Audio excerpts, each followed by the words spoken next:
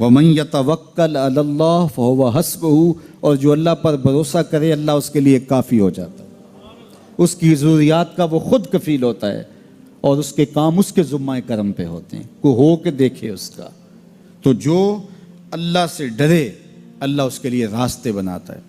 حضرت عوف بن مالک رضی اللہ تعالی عنہ الاشجعی حضور کی خدمت میں حاضر ہوئے اور عرض گزار ہوئے کہ میرا بیٹا سالم مشرکین کی قید میں ہے اور میں فاقوں کی حالت میں ہوں، تو فرمایا آل محمد کے پاس ایک سیر جو ہیں، بس اس کے علاوہ ہمارے پاس بھی کھانے کے لیے دنیاوی اسباب نہیں ہیں۔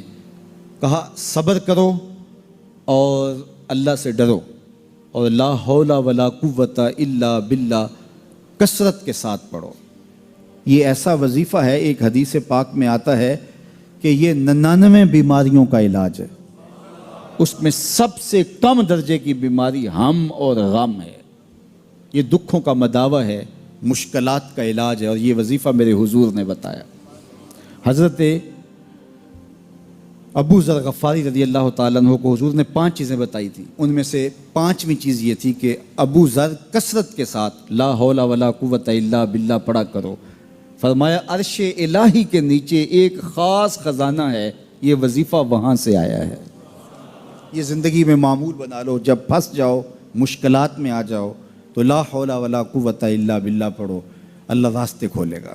تو حضور نے 3 چیزیں فرمائی، اللہ سے ڈرو، صبر کرو، اور کثرت کے ساتھ لا حول ولا قوت الا باللہ پڑھو۔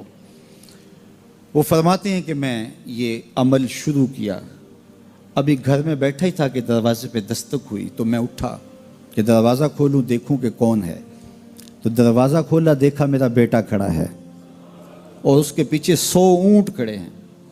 تو میں نے کہا کہ تم اور یہ اونٹ؟ کہا مجھے موقع لگ گیا، میں ان کی قید سے بھاگ آیا اور آتے آتے ان کے 100 اونٹ بھی ہانک لایا ہوں۔ وَيَرْزُقْهُ مِنْ حَيْثُ لَا يَحْتَسِبُ، وہ تمہیں وہاں سے رزق دے گا جہاں سے تمہیں گمان بھی نہیں، اس کے ہو کے تو دیکھو۔ اللہ اکبر، اللہ کے ہو جاؤ تو پھر وہ تمہاری ضرورتوں کا کفیل ہو جائے گا۔ فرمایا حضرت عبداللہ ابن مسعود رضی اللہ تعالیٰ عنہ نے کہ کسی شخص کو فقر و فاقہ آ جائے تو وہ لوگوں کو بتائے کہ میں آج کل بڑے مشکل حالات میں ہوں، ہر وقت لوگوں کو بتاتا رہے تو اس کی مشکل بڑھے گی، اس کی مشکلیں آسان نہیں ہوں گی اس طرح۔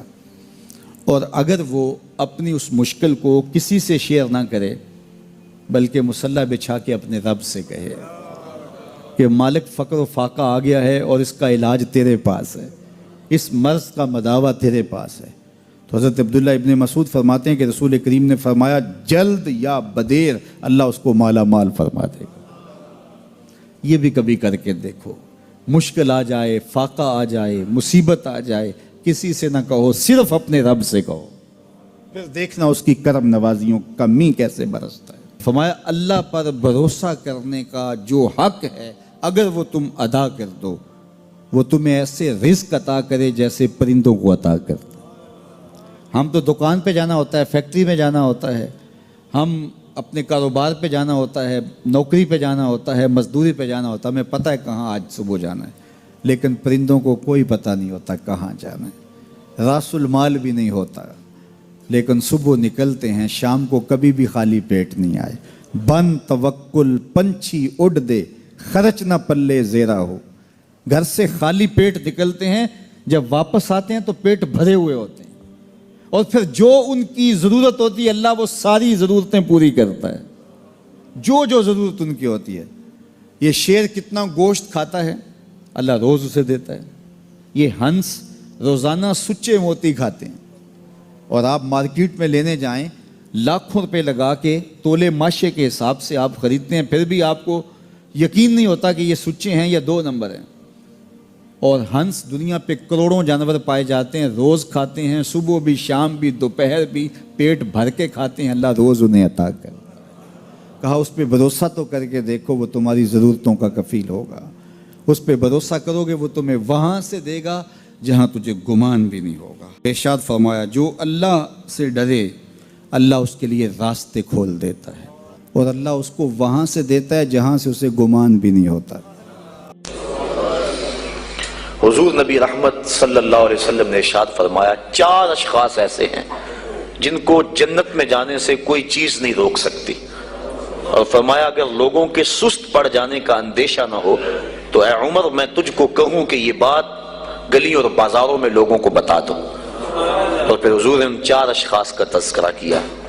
ایک وہ شخص جو والدین کے ساتھ حسن سلوک کرتا ہے، دوسرا وہ شخص جس کی اولاد زیادہ ہے ذرائع آمدنی تھوڑے ہیں لیکن وہ اپنی اولاد کے پیٹ میں لقمہ حرام نہیں جانے دیتا۔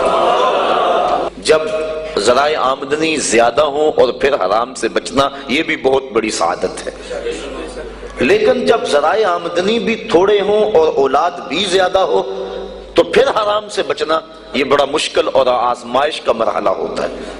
تو جو اس موقع میں رزق حرام سے بچا، قیامت کے دن حضور کے فرمان کے مطابق جنت میں جانے سے اسے کوئی شے نہیں روک سکتا۔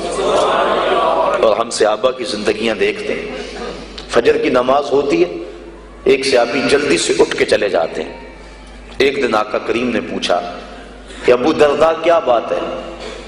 تو حضرت ابو درداء نے عرض کی حضور آپ جانتے ہیں آج کل مدینے میں کھجوریں پکنے کا موسم ہے اور سحری کے وقت ٹھنڈی ہوائیں مدینے کی سرزمین کو سلام کرنے بھی آتی۔ میرے ہمسائے کے صحن میں ایک اونچا لمبا درخت ہے کھجور کا جس کا جھکاؤ میرے گھر کی سمت ہے، اور جب ہوا چلتی ہے تو اس سے کھجوریں ٹوٹ کے میرے ویڑے میں گر پڑتی ہیں۔ میں جلدی جلدی اس لیے چلا جاتا ہوں کہ بچوں کے اٹھنے سے قبل وہ کھجوریں اٹھا کے ان کے گھر میں پھینک دوں، کہیں ایسا نہ ہو کہ میرا بچہ کوئی کھجور اٹھا کے اپنے منہ میں ڈال لے۔ یہ صحابہ کا مزاج۔ اور ہماری سڑک سے گنے کی ٹرالی گزر کر تو دیکھیں، ہم بچے کو شاباش دیتے ہیں کہ بڑا دلیر نکلا ہے۔ جس کو آج آپ حوصلہ افزائی کر رہے ہیں کل بڑا ہو کے ڈاکو بنے گا، کل بڑا ہو کے راہزن اور لٹیرا بنے گا۔ اولاد کی تربیت کے باب میں یہ بات ہے کہ اگر وہ گناہ کا ارتکاب بچپن میں بھی کرتے ہیں تو ان کی وہاں حوصلہ شکنی کی جائے تاکہ ان کے دل میں گناہ سے نفرت پیدا ہو جائے۔ تو حضرت ابو درداء نے عرض کی حضور میں اس لیے جلدی چلا جاتا ہوں کہ ہمسائے کے گھر سے جو کھجور کا درخت ہماری سمت جھکا ہوا ہے اس کی کھجوریں جو گرتی ہیں میں ان کو اٹھا کے ان کے صحن میں پھینک دوں تاکہ کہ میرا بچہ وہ کھجور اپنے اندر نہ لے لے۔ اور آپ جانتے ہیں کہ حضرت امام حسین رضی اللہ تعالیٰ عنہ مسجد نبوی میں آئے، صدقے کی کھجوروں کا ڈھیر لگا ہوا تھا، بچے تھے، ایک کھجور اٹھا کے انہوں نے اپنے منہ میں ڈال لی۔ تو آقا کریم صلی اللہ علیہ وسلم تیزی سے آگے بڑھے اور ان کے حلق میں انگلی ڈال کر حضور نے کہا کہ اس کو نکالو باہر اور اندر سے کھجور باہر نکلوا دیں۔ میں اور آپ اپنے رزق پر اگر غور کر لیں اور اپنے رزق کی حلت کا سامان کر لیں تو عبادت کی لذت نصیب ہو جائے۔ تیسرا وہ شخص کہ جس نے ایسی سچی توبہ کی کہ دوبارہ گناہ کی طرف جانا اتنا مشکل ہے جس طرح تھن سے نکلا ہوا دودھ دوبارہ اندر نہیں جا سکتا۔ اور چوتھی وہ عورت جس نے اپنی ساری محبتیں اپنے خامد پہ نچھاور کر دی اور اس حال میں مری کہ اس کا خامد اس پہ راضی تھا، اس کو جنت میں جانے سے کوئی چیز نہیں روک